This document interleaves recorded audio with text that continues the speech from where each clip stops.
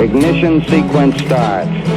6, 5, 4, 3, 2, 1, 0. Liftoff. We have a liftoff.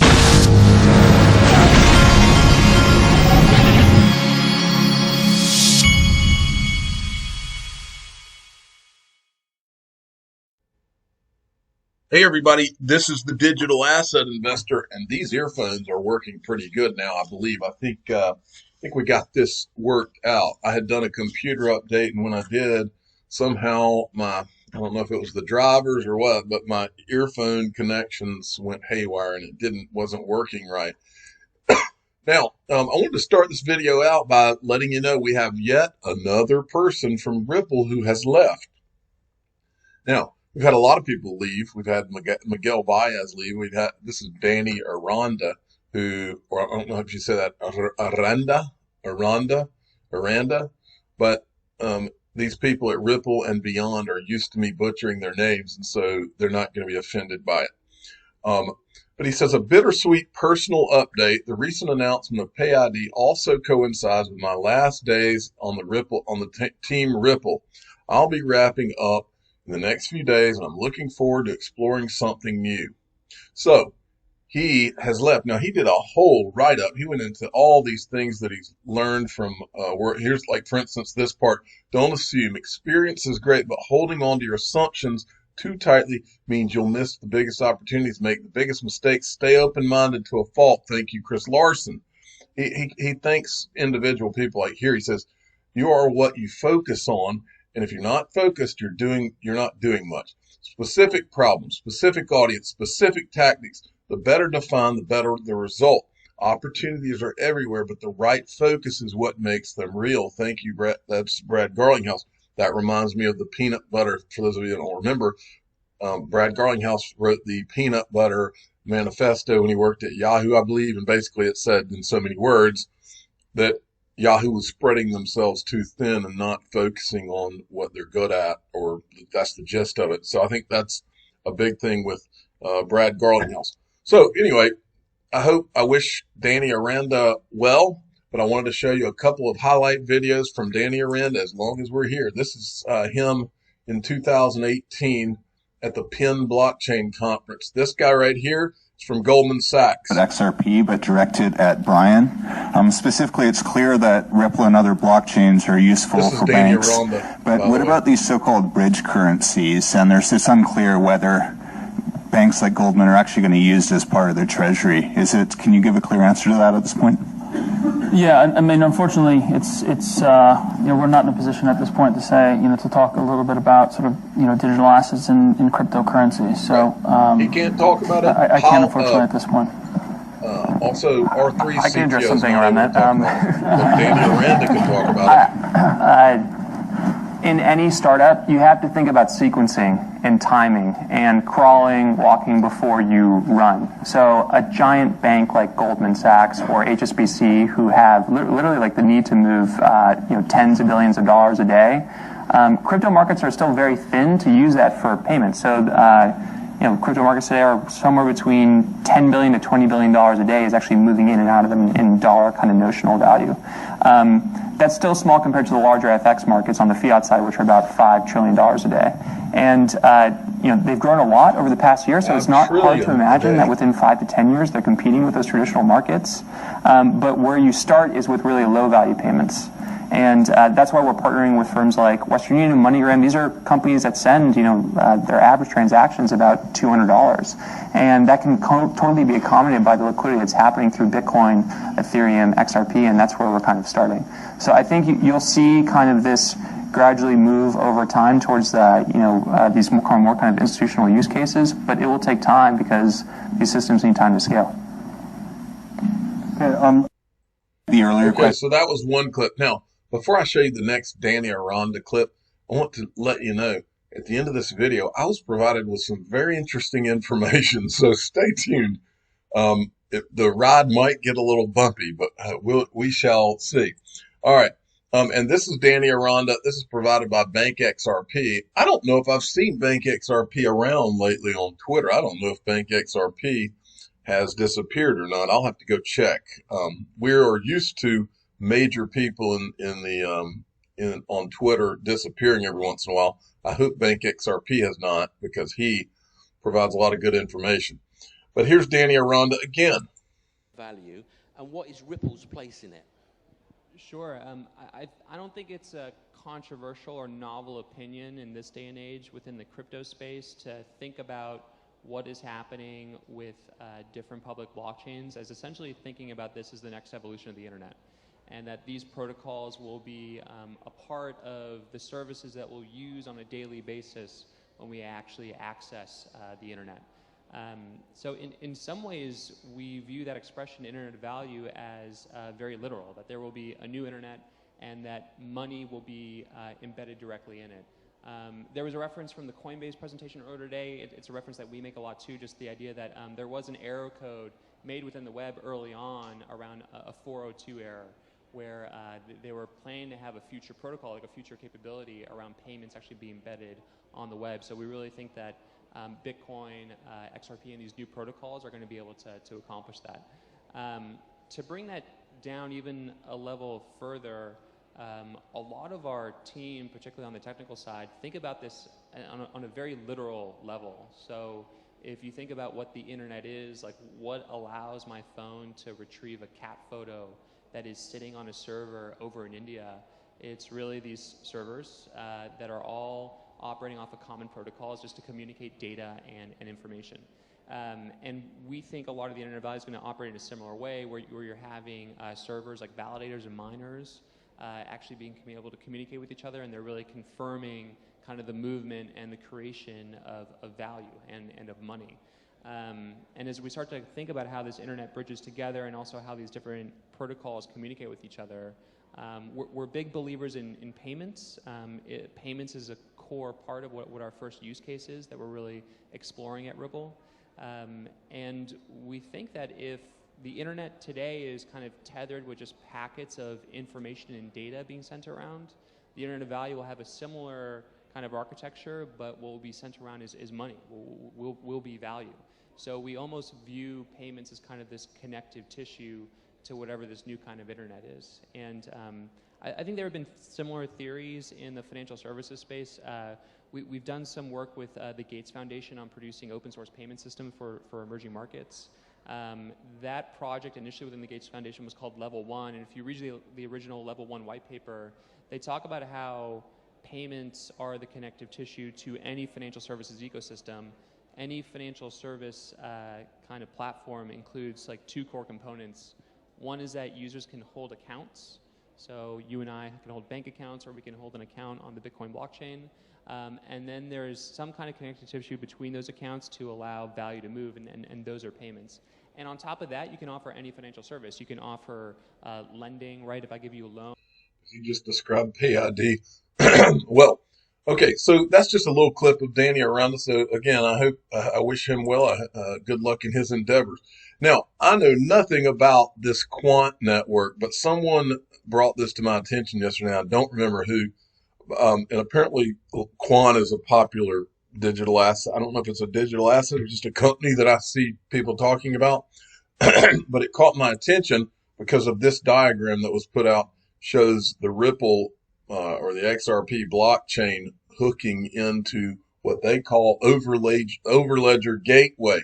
So maybe I'll have to go and study Quant a little bit and see what that's about. Okay, Michael at VAL5 links from XRP Arcade, and you can go to xrparcade.com. Hatton National Bank, the fifth largest bank in Sri Lanka, announced a 15% year-on-year increase in digital remittances during the lockdown as cardless withdrawals from Lankan I don't even know how you'd say that, Lankan expatriates in the HNB RippleNet blockchain facility. So that's interesting there. Okay, things are about to get real interesting, folks. XRP Crypto Wolf, Ripple's early investor SBI, has taken a $30 million stake in cryptocurrency institutional prime broker. Let's see who this is. B2C2 Group. B2C2 will become SBI's main liquidity provider as SBI expands its crypto offering to millions of its existing clients.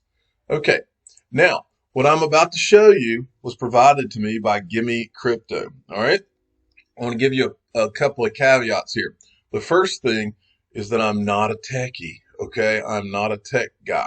I am a financial / sales guy. That's what I am. That's what I do. Okay. But so what I'm about to show you, there are some limitations on my end as far as my understanding of how the tech part of this works. But I'm going to throw this out there because there's a lot of you out there that do understand this, and I'll show you what I'm talking about. So here we go. All right. So this is what Gimme Crypto sent me. Said that they were looking back at some of the early XRP accounts. Okay. And I hope I'm explaining this right. They were saying that a lot of those accounts had people's names attached to them. And this is the one that they sent me to focus in on. And the name of the account is Alex Kravitz. Okay. This is from January 8th, 2013. And it says that it's activated by Ripple. So my first question to any of you techies out there, is this actually Ripple, or can anybody just type in Ripple and make it look like their account? If it is Ripple, then this is very interesting stuff right here. Because if Ripple activated this account and this guy was actually associated with Ripple, then I have some interesting things I'm going to show you here. Okay? Because who this guy is interesting. All right. Alex Kravitz. Remember, 1/8/2013. This is literally right after the XRP ledger was created. This person that sent me this was telling me that when I interview Roger Ver that I need to drill down on some of this type of thing and ask him, because he told me he was the second person there. It was Jed McCaleb, then Roger Ver. Does he know this Alex Kravitz guy? Now let's talk about Alex Kravitz. But first, remember, this, while it shows 10,000 activated with 10,000 XRP on 1/8/2013. So let's go and look at XRP Arcade. Remember the other day? XRPArcade.com, which is Leonidas on Twitter. He created a Ripple timeline. Well, I went back to this time period, December of 2012. The XRPL goes live. The XRP ledger began transacting in December of 2012. Then the open coin stuff and all that happened in April of 2013. Well, this Alexander Kravitz, that means that he had to literally be there. Or if I'm wrong about the tech part of this, if I'm wrong, it's possible, I guess, that this guy was just someone who happened to be on message boards or whatever when they first started talking about XRP and was able to get some somehow. Who knows? I don't know. I'm throwing it out there to you guys. Okay. So this was on 1/8/2013, and literally the month before is when they created the X. So he was there, right there. He was there. Okay. Well, who is this guy? If you type in, I typed it in on YouTube. All right. But remember, this person right here, Gimme Crypto, made me aware of this, and the guy's LinkedIn. But first, I want to show you what I found on YouTube. This is him, Alexander Kravitz. He's the CEO, co-founder of XTrade, XTRD. Okay. The guy here that's interviewing him asks him how he got into crypto. Here's what he says. Forcibly being made to do more and more work, which was kind of not fun at the time, but now I look back and I'm very grateful for that. And so got out of the brokerage space probably around 2013, 2014. I got into more personal trading, some other ventures that I got into, and I started trading crypto. All right, some other ventures, but he doesn't say what ventures. In 2017. And then he says he got into trading crypto in 2017. But let's go back. Let's hear that again, because I want you to really hear it. The time, but now I look back and I'm very grateful for that.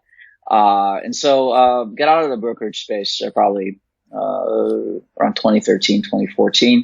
I got into more got it out of the brokerage space in 2013 to 2014. Personal trading, some other ventures that I got into, and started trading crypto in 2017. And then he gets the way he says it. He doesn't get into crypto until 2017, but he says, "Oh, I did some personal things and some other thing, whatever, from that 2013-14 area." Okay. All right. So let's look. This is something, I typed in the guy's name on Google. This is a Tiffany Hanes blog, Why Ripple is Causing the Integrity of the Media to Go Down in Flames. She's basically got a blog entry where she's talking about how all these people in the media just don't tell the truth or whatever, and how they're drawn to crypto. People like that are drawn to crypto. And she's basically doing this in response to an article that was called Why the Hot Cryptocurrency Ripple is Going Down in Flames. Now, if you go down to here, this is a quote from this Alexander Kravitz that she's talking about. There's a limited upside in Ripple, argued Alexander Kravitz, a guy who has not known about cryptocurrency for a full year yet. So according to what we're supposed to believe, he hasn't known about anything except for a year. But this guy who says he just started trading crypto in 2017, right here it shows him on the 8th of January 2013. And again, folks, this could just be somebody making up his name. I don't know. This could not be Ripple at all, but the appearance is, and I'm going to show you something that makes me think this is him, and he intentionally doesn't want it to appear that he was there. This guy, so back to Tiffany Hanes. So basically, because of the article that she apparently had read, it's basically saying that this Kravitz guy has just started trading crypto in 2017. Well, let's look, and this is what Gimme Crypto brought to my attention. So this is his LinkedIn right here. Shows him being 2019 to present CEO of COUS of CEX.io. And then you see his other things on his resume. We go down, and here's where this gets interesting, folks. 2001 to 2011, Managing Director, Genesis Securities. 2011 to 2013. I mean, this guy's got an extensive resume. He's got everything laid out here, except 2011 to 2013, 2 years.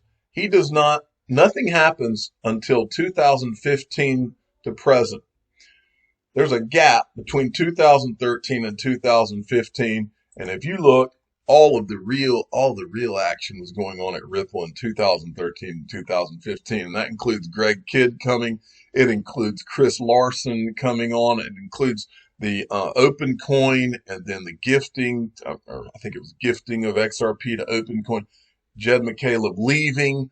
Everything, all the fun stuff happened between here's the FinCEN penalty in 2015. Before that, Greg Kidd, they went to the U.S. Treasury. Remember all that? All the fun stuff happens in here. And this guy does not put on his resume what he was doing between 2013 and 2015. And I find that interesting, and you may not find it interesting. And some of you that are more tech-oriented, you may be able to give me some guidance here. Does this have to mean that it's this guy or not? I don't know. I'm just throwing some interesting things out there. But it would be interesting. Maybe I'll try to get an interview with this guy, and I'm interested in what he was doing between 2013 and 2015, if you're listening out there, Alex. Michelle Vandenberg sent me this. This is creepy stuff, folks. This was put out by the World Bank. World Bank, global economy to plunge into the worst recession since 1870. My question is, how do we not plunge into the worst recession since the 1870? And why are you calling it recession? We're not talking about a recession here, folks. We're talking about something far worse. Strap in. Get ready for the foreclosures that are coming. Okay, I wanted to finish this with XRP Army News made me aware of a really good, it's not a quote, but it's I don't know what you would call it, but it's called The Man in the Arena from Theodore Roosevelt. This is something that you all should read and reread, because what this is about is the difference between being, and this is important, especially to you young people out there. This is the difference between being someone who sits on the sidelines and criticizes others, and being someone who's in the arena. The prize goes to the people that are in the game, who don't pay any attention to all that stuff, and they're focused on their goal. And that's what this is about. It is not the critic who counts, not the man who points out how the strong man stumbles or where the doer of deeds could have done better. The credit belongs to the man who's actually in the arena, whose face is marred by dust and sweat and blood, who strives valiantly, who errs, who comes short again and again, who spends himself in a worthy cause, who at best knows in the end the triumph of high achievement, and who at the worst, if he fails, at least he fails while daring greatly, so that his place shall never be with those cold and timid souls who neither know victory nor defeat. Don't be a passenger, folks. Be the guy that's driving. Set your goal. Decide what it is. Decide on something you're passionate about and go with everything you got and block out the noise. Ignore the people who have an envy problem and all of that stuff, because it comes. It doesn't matter what you do. I don't care if your goal is to be the best medical doctor in your town. You're going to have other doctors talking bad about you. You're going to have other people taking shots at you. You're going to have people that don't make as much money as you, and they're going to be talking about how awful you are and how you are unethical and whatever. It doesn't matter what you do. My father was a home builder. He experienced the same thing. I talk to him about these type things all the time. It's just it's a part of life. You cannot achieve anything without having people taking shots at you. It's just par for the course. That's how it works. Theodore Roosevelt knew it, and that's why he wrote I'm assuming he wrote The Man in the Arena, and it is great. And it illustrates such a point. If I could tell young people anything, don't focus on what other people want for you. They don't care. People do not. All that matters is what your passion is and what your goals are and what's right for you and your family. You're not on this planet Earth one time. You're not here to satisfy everybody else, because you can't. It's impossible. I'm the digital asset investor. I'm not an investment advisor. This is for entertainment purposes only. Please subscribe and hit the like button and tell your friends and family that if you really want to accomplish something, look at yourself just like the man in the arena, because the man in the arena is the guy that gets things done. Thanks for listening. Thanks for watching.